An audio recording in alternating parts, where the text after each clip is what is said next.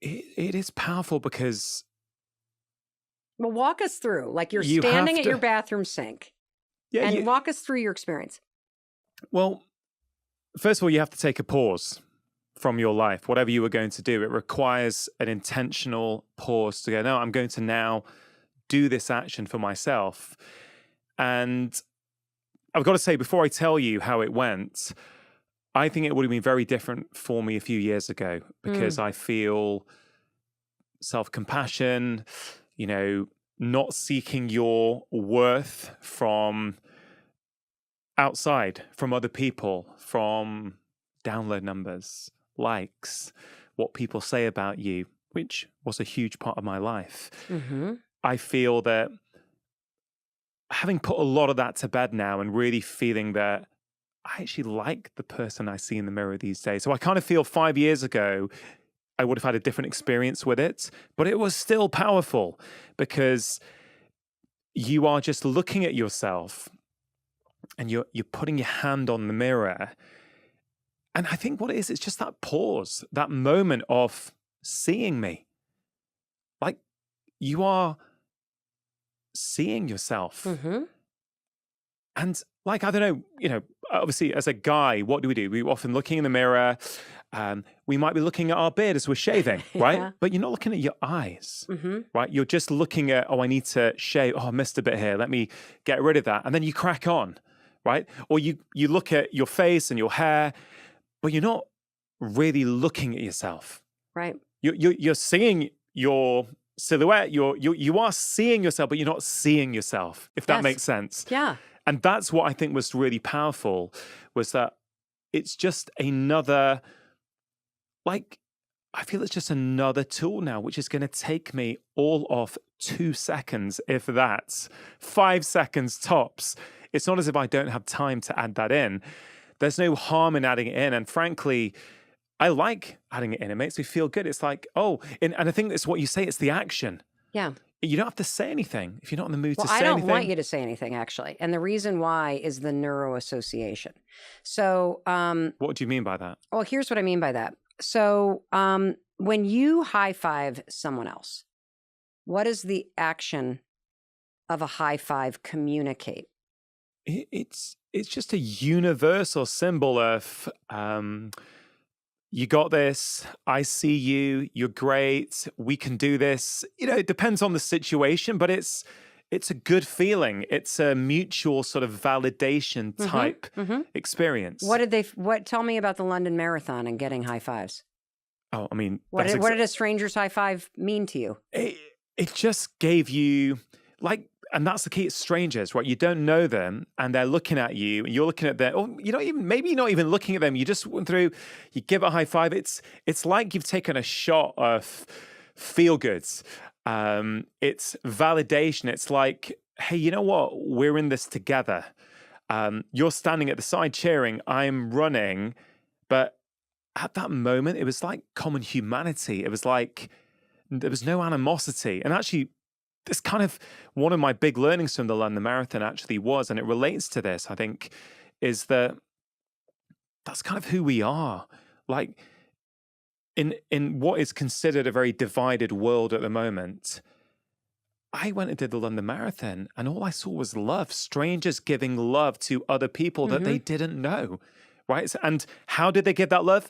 Through cheering, but more often than not, with a high five. Correct. It is a universal symbol of encouragement, of love, of celebration. And the neuroassociation, whether you live in a culture where you've been high-fived or not, the neuroassociation is still there because you have seen them in sport. Yeah. You've seen them in marathons. You've seen teachers give them to kids. So your brain has a lifetime of programming in your subconscious that is triggered by this action. It is neurologically impossible to high five yourself and think you're a loser, you failed, I don't like your face. Your brain will not allow you to do it because the neuroassociation is so entrenched. It has only ever meant I celebrate you. I see you. I got you. Keep going. You got this. I'm behind you. As you say that, Mel, it makes me think of gratitude, because when we are feeling grateful, we can't feel down. We can't feel anxious. We can't feel annoyed with ourselves. And in some ways, this is kind of gratitude for ourselves. Correct. Because the thing about gratitude, which obviously has tremendous, demonstrated, proven benefits in your life, most of us are grateful for things outside of us. Yeah. What I'm teaching the world to do is to unlock neuroassociation in your mind and in your nervous system and aim it back at yourself.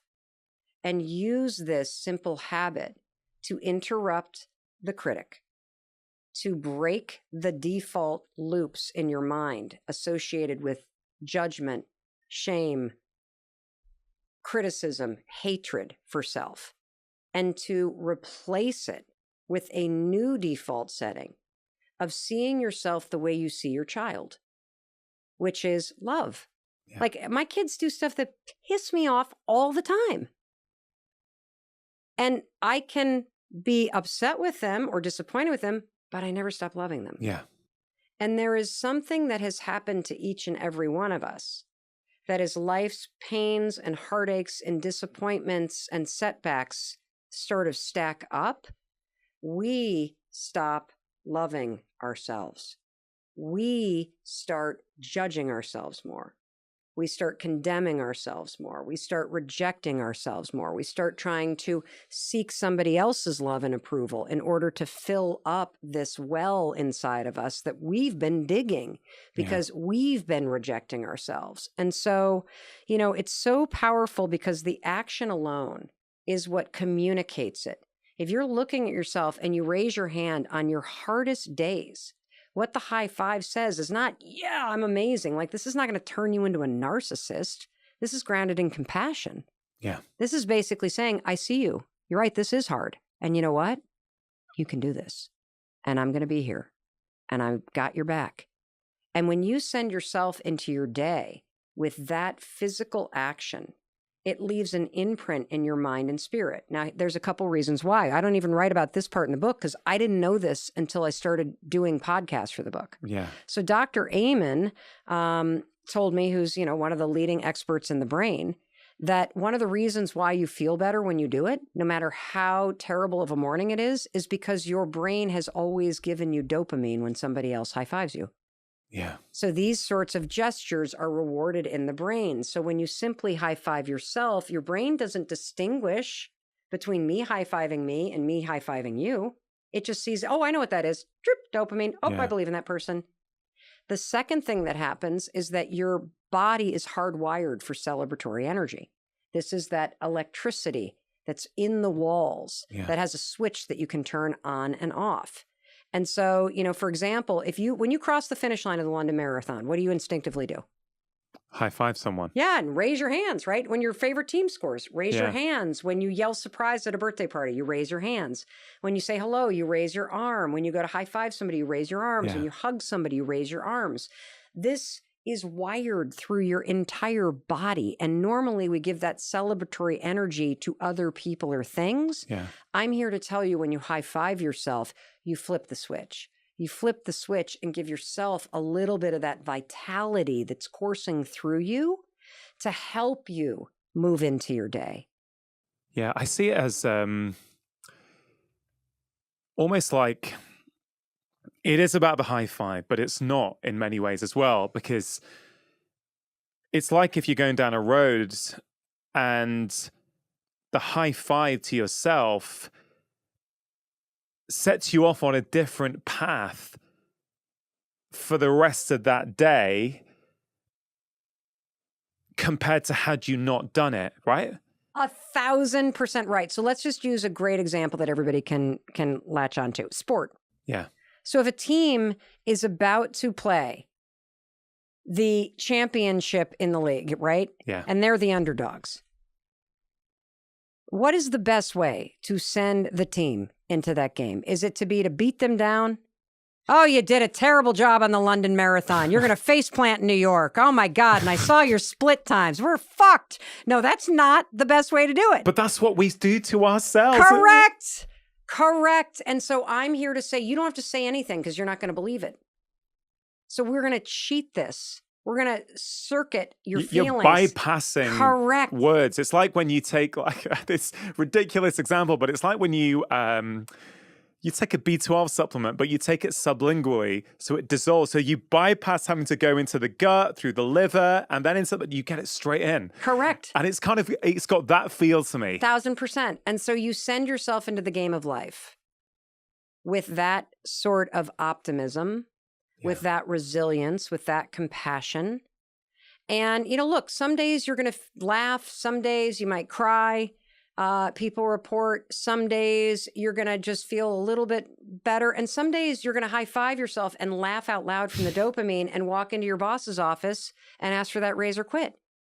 Because you're going to remember that no matter what, you're going to be okay. You're going to remember that no matter what, you got your own back. You're going to remember that it doesn't matter if nobody says great job at that presentation that you worked on, because you can walk into the bathroom, as people have written to us, having practiced this. Hey, I did a presentation at work. Nobody said a damn word. The old me would have walked into my cube and cried and thought I was getting fired. I knew I did a good job. I walked into the bathroom and high-fived myself. Your kids can stick this in their back pocket. And it's a way to reset yourself when you start going down that negative road. And why is this important? It's important because the high five is not going to remove poverty. It's not going to remove discrimination. It's not going to remove diabetes. It's not going to remove the fact that somebody just said they want to divorce you. It's not going to remove all of the trauma. It doesn't change those things. It changes you. Yeah. And it changes your relationship with yourself and your ability to believe that through your actions and your attitude, you can move the needle on those things. If you enjoyed that clip, here's another powerful clip that I think you are really going to enjoy. It is the quality of our relationships that determines the quality of our lives. The story is never just created by one person. It's a co-creation. The way I speak is influenced by the way you listen. The way I see myself is influenced by the way you see me.